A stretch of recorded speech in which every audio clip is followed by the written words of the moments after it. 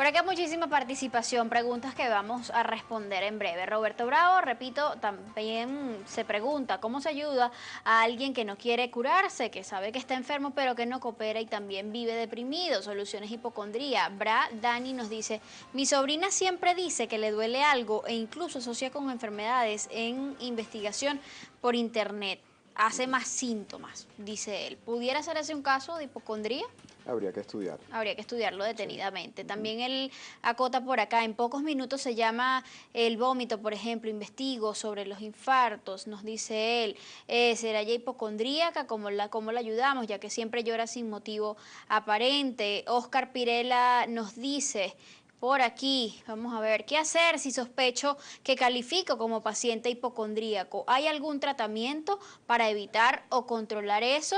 Ya eso lo vamos a responder. Gerson Monge también se pregunta, ¿cómo ayudar o cómo hacer, disculpen, a ver a la persona que está enferma y que necesita ayuda? Tengo un amigo que creo que tiene esta enfermedad, ¿cómo puedo ayudarlo? Mucha gente preocupada por este tema porque definitivamente hay que hacerlo. ¿Por qué? Vamos a definirlo. Aparte de la frustración, de la ira que le puede provocar a un paciente hipocondríaco, el ir repetidamente al médico y que nadie le diga lo que quiere escuchar, que es un diagnóstico de una enfermedad grave, del estrés que todo esto le puede provocar. ¿A qué riesgo se encuentra expuesto? ¿Cuáles pueden ser las consecuencias más graves de esta enfermedad? Bueno, incluso puede llegar a someterse a intervenciones quirúrgicas sin requerirlas, sin necesitarlas. Siempre porque comienza a presentar los síntomas. Hay casos de pacientes que han llegado con una apendicitis aguda, clínicamente hablando, y cuando se extrae el apéndice está indemne, pues. Entonces son cosas que pueden llevar hasta eso.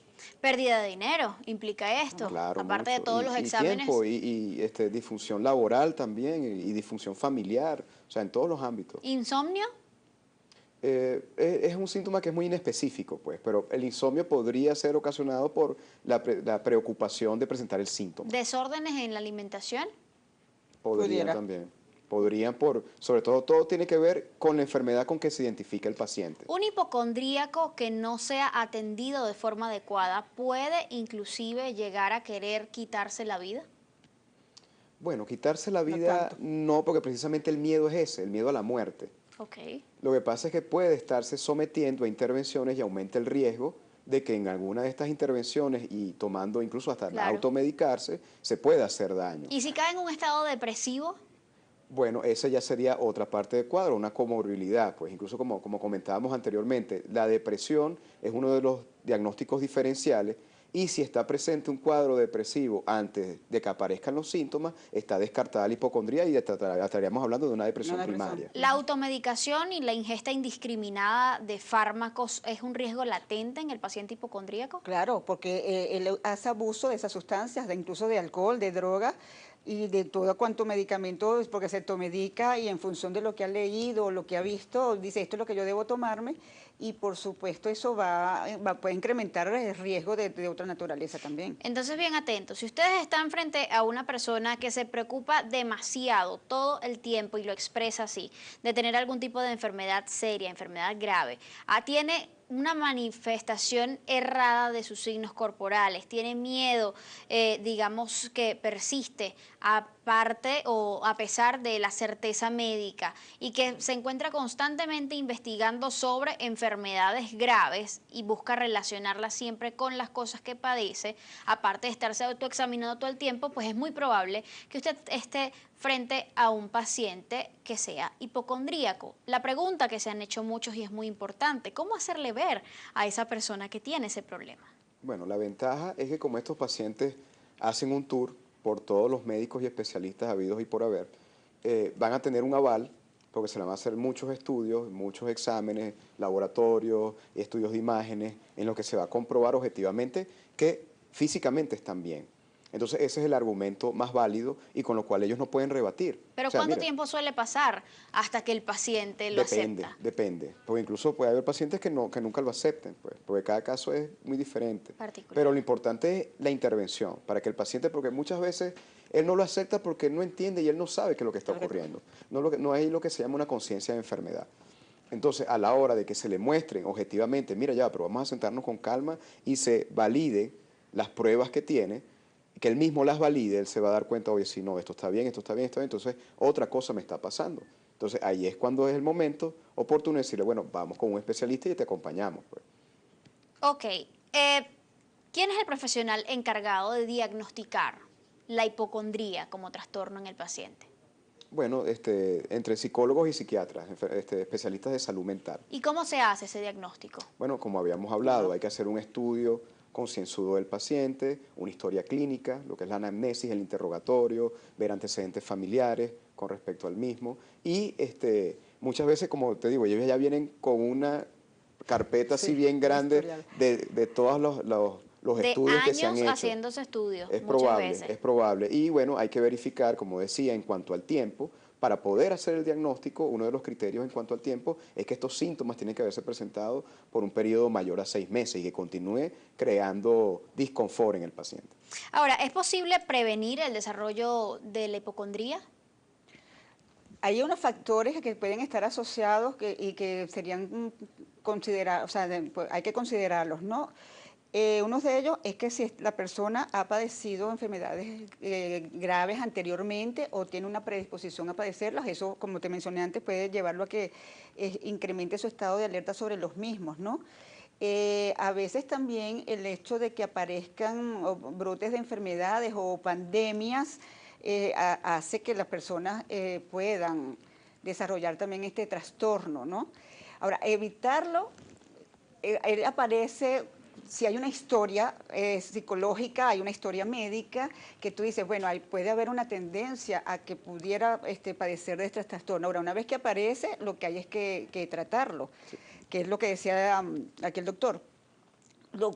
Una vez que desde el punto de vista médico se le ha rebatido la validez de sus argumentos y de sus pensamientos, que muchas veces hay que medicarlo para bajar sobre todo los niveles de ansiedad y de angustia, y viene entonces ya el proceso médico y psicoterapéutico también conjuntamente, pues son personas que requieren psicoterapia y se hace Así conjunto. es. De hecho, médico y psicólogo tenemos que trabajar juntos este tipo de casos. ¿Y se trabaja también con la familia? Sí, Sí, claro. sí, Es necesariamente. fundamental. ¿Cómo se trabaja con la familia de un Bueno, hipocondríaco? ¿Qué como se hace? habíamos comentado, pues la parte psicoeducativa, darle Ok. la información y hacerle entender qué es la enfermedad, cómo se está expresando particularmente en su familiar y cuáles son las medidas que ellos pueden tomar. Y cuán importante es el apoyo, además. Claro. Sí. ¿Es recomendable en algún punto aislarse de un hipocondríaco, dejarlo solo? Puede ayudar a que él haga un trabajo de introspección y entonces de verdad llegue a la conciencia de enfermedad. Podría ser uno de los factores, pero Son por eso personas cada que caso es, necesitan apoyo realmente. claro, y cada caso es individual. Entonces por eso es que muchas veces, hablando en general, bueno, se toma la medida de si el paciente no quiere entender que está ante un problema, al retirarse el apoyo y retirarse la atención, esto va a hacer que él de verdad busque la ayuda. ¿Puede hasta cierto punto ayudar a prevenir el desarrollo de la hipocondría el hecho de que desde tempranas edades se le dé al niño educación adecuada sobre el tema de la salud, se le explique que, digamos, es normal tener cambios fisiológicos o manifestaciones fisiológicas y que ciertas enfermedades pues no necesariamente tienen que ser graves? Contribuye desde el punto de vista, como habla aquí el doctor, de lo que es la psicoeducación general para toda la población, ¿no? El asunto es que va a haber algunas predisposiciones, no en todas las personas, sino unas predisposiciones desde el punto de vista genético, desde el punto de vista psicológico e incluso desde el punto de vista ambiental, y no todas las personas que están sometidas a esas condiciones van a desarrollar el trastorno.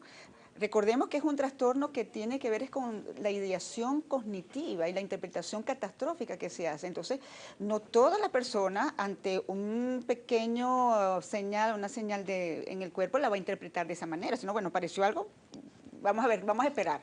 Mientras que otro dice, me apareció algo, ya esto es maligno. ¿Tiene cura la hipocondría?